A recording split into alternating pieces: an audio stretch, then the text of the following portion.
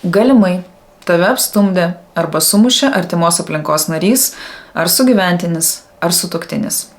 Šiame video tu sužinosi bazinę informaciją, koks tokių situacijų reguliavimas yra numatytas iš teisėsaugos pusės ir galėsi pasiremti šitom žiniom, ieškodama tolesnių sprendinių, išeičių ir specialistų pagalbos. Nestabilioms, sutrikimų turinčiams asmenybėms kyla didelių sunkumų su savęs valdymu, su adekvačių problemų sprendimu, todėl konfliktinių situacijų sprendimas dažniausiai joms yra įmanomas tik per smurtinę komunikaciją. Ypač smurto komunikacijoje būdinga pasitelkti agresyvaus tipo sutrikimą turinčiams asmenybėms – sociopatams, psichopatams, narcizams. Gyvenimas su jais primena sėdėjimą ant parako statinės, tai yra nuolatinis pavojus ir rizika būti sužeistam arba atsisveikinti su šiuo pasauliu apskritai. Turintiem tokių asmenų savo šeimoje nepakenks domėtis ir rinkti informaciją apie smurtą šeimoje, teisinį reguliavimą.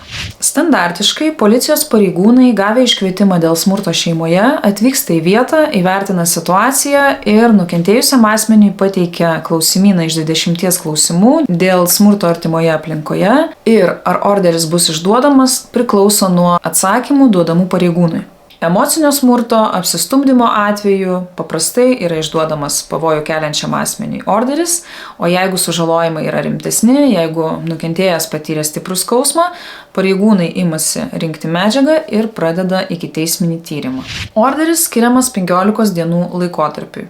Gavęs orderio asmuo nuo orderio skirimo momento yra įpareigojamas. Pirma, laikinai išsikelti iš gyvenamosios vietos, jeigu jis gyvena su asmeniu, kurį sumušė, nepriklausomai nuo to, kam priklauso būstas, ar smurtautojui, ar nukentėjusiam. Antra, pavojų keliantis asmuo negali lankytis gyvenamojoje vietoje to asmens, kurį sumušė. Vėlgi, nesvarbu, kam nuosavybės teisė priklauso būstas. Trečia, nesiartinti orderyje numatytų atstumu prie smurto pavojų patiriančio asmens ir kartu su juo gyvenančių pilnamečių ir nepilnamečių asmenų. Ketvirta, nebendrauti, neieškoti jokių ryšių su smurto artimoje aplinkoje pavojų patiriančių asmenių. Nerašyti žinučių, neskambinti, nesiartinti prie jo namų, nepersekioti, nesibelsti į duris ir panašiai. Ir taip pat draudžiama ieškoti ryšių, skambinti, rašyti žinutes pilnamečiam ir nepilnamečiam, kurie gyvena kartu su smurto pavojų patyrusiu asmeniu. Dabar, kas užtikrina, kad smurtautojas nesiartins prie aukos, tučto jau paliks gyvenamąsias patalpas ir vykdys orderyje nustatytą tvarką? Ta privalo užtikrinti pareigūnai. Tai yra jų darbinė pareiga. Kaip jie gali tai užtikrinti? Visų pirma, nuo orderio skirimo momento, nedelsiant, jie turi išsivesti smurtautoją iš namų. Jeigu smurtautojas turi kur eiti, vadinasi jis eina ten, kur turi kur eiti. Jeigu jis neturi kur eiti, pareigūnai išsiveda jį pas save į nuovadą. Bet kuriuo atveju, smurto pavojų sukėlęs asmuo privalo palikti tuos namus kartu su pareigūnais nedelsiant. Po to, jūs, kaip nukentėjusi pusė, galite sulaukti keletos skirtingų tarnybų skambučių, teikiančių pagalbą smurto artimoje aplinkoje patyrusiems asmenims. Pagalba smurto pavojų patiriančiams aukoms teikia 20 akredituotų centrų per visą Lietuvą. Specializuotos kompleksinės pagalbos centrai.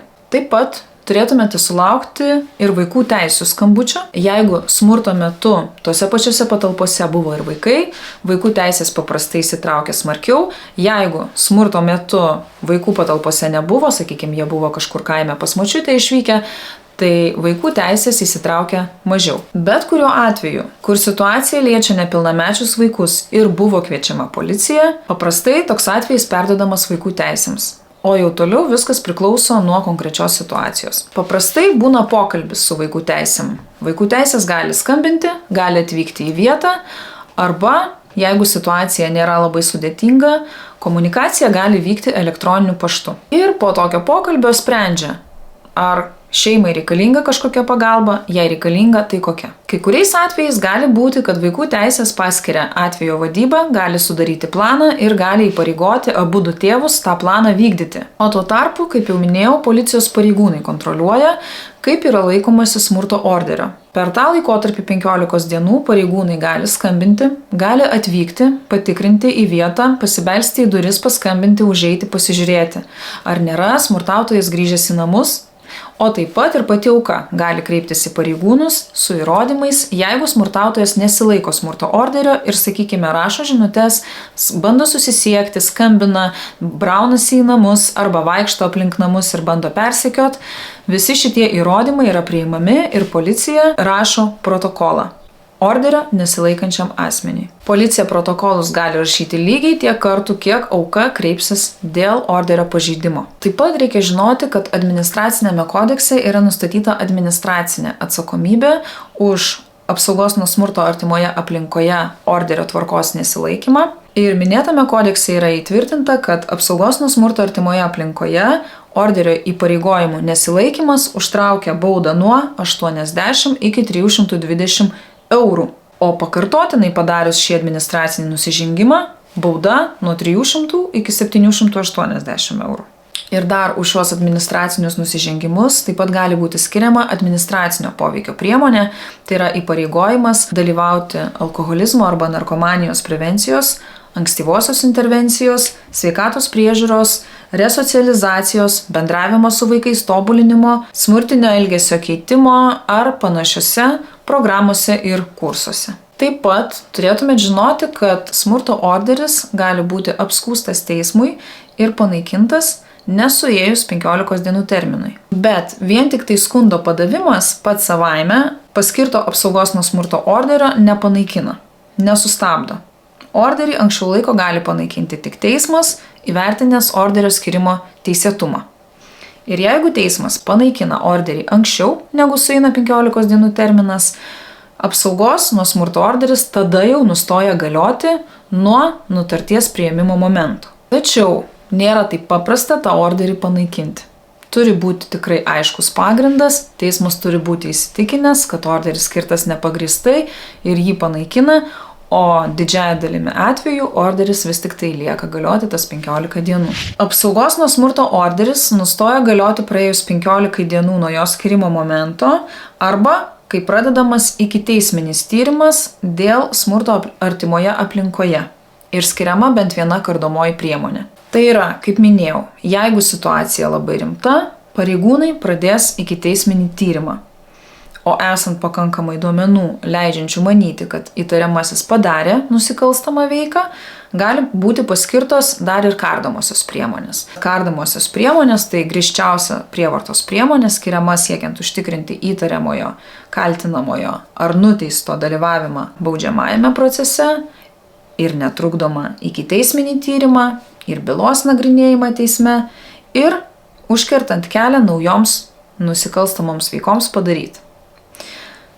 Kardomųjų priemonių pavyzdžiai, tai pavyzdžiui, namų areštas, suėmimas, intensyvi priežiūra, įpareigojimas gyventi skyrium nuo nukentėjusio arba nesiartinti prie jo arčiau negu nurodytų atstumu, dokumentų paėmimas gali būti, rašytinis pasižadėjimas neišvykti ir panašiai. Dabar svarbiausias klausimas ir esminė video dalis.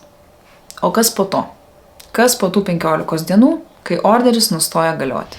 Yra du pagrindiniai tolesnių veiksmų variantai ir iš esmės jie priklauso nuo nukentėjusios pusės. Pirmas – tai gyventi kaip yra ir kentėti, toleruoti toliau visą tai, kas santykiuose vyko, vyksta ir toliau vyks. Galimai ateityje dar daug kartų patiriant toliau smurtą pačiai ir statant į smurto pavojų savo vaikus, savo kitus šeimos narius. Kai kurioms moterims iš tiesų tai gali atrodyti kol kas pats realiausias ir vienintelis įmanomas variantas gyventi ir išgyventi ir joms prireiks dar daug kartų pakartoti tas pačias situacijas, kol tvirtai kils ranka visą tai pakeisti ir nutraukti šitą smurtinį ciklą, bet mes jokiais būdais tokių moterų nesmerkiam. Čia, šitame kanale, nėra ta vieta, kur kažką smerkti už jo pasirinkimą. Na ir antras variantas. Tai pradėti teiseną dėl santuokos nutraukimo. Ir dėl turto padalijimo, dėl vaikų išlaikymo ir bendravimo su vaikais tvarkos, nustatymo teismo keliu. Ir geriausia, visų tuo pradėti rūpintis, nieko nelaukiant. Išrašę orderį, iš karto kreipiatės į advokatą, pradedate ruošti dokumentus, pradedate ruoštis teisenai.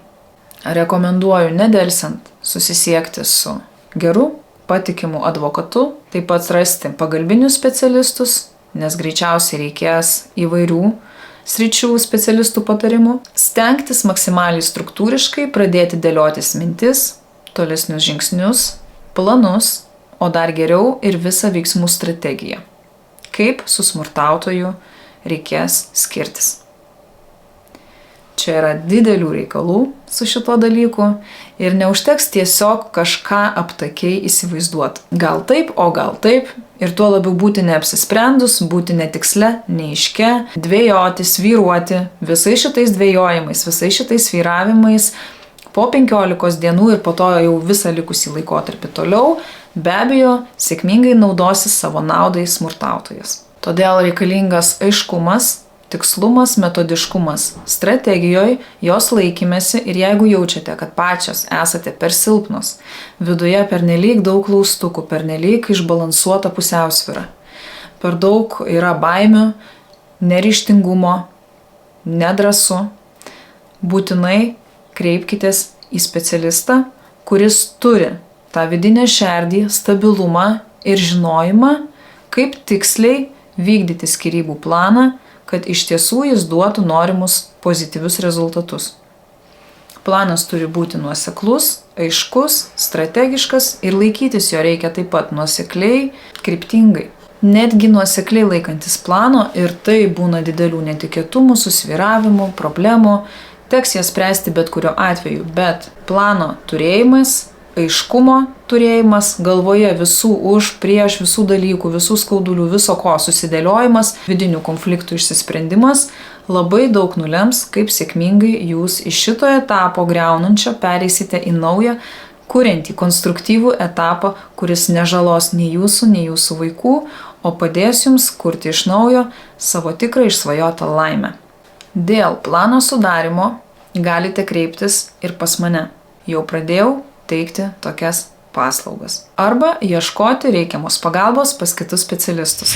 Pabaigai priminsiu, kad svarbiausia ne tai, ką mes patyrėme, pro ką mes praėjome, kiek skausmo teko pakelt, o tai, ką su visu tuo mes pasirenkam padaryti.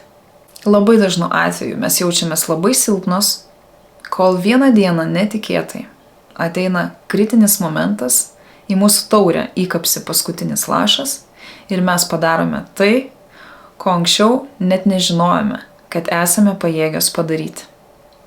Kai skyrybų metu per vieną pokalbį aš savo sutuoktiniui pasakiau, žinai, tu manęs visiškai nepažįsti. Ir mano pasakymas buvo labai tikslus. Manęs iš tiesų nepažinojo, nes nenorėjo susipažinti. Žmogus neskyrė laiko įsigilinti į mano vidų per tuos metus bendros santuokos, kuriuos kartu pragyvenome. Bet dar buvo vienas momentas, kad tokios stiprios ne tik buvęs sutuoktinis manęs dar nematė, bet ir aš pati tą stipriąją savo pusę mačiusi labai nedaug ir su ja susipažinusi labai menkai. Ir štai aš pradėjau pažinti su ta savo stipriąja puse. Ir dabar mes esame artimos geros draugės. Ir ji padeda ne tik man, bet ir kitom moterim aplinkui.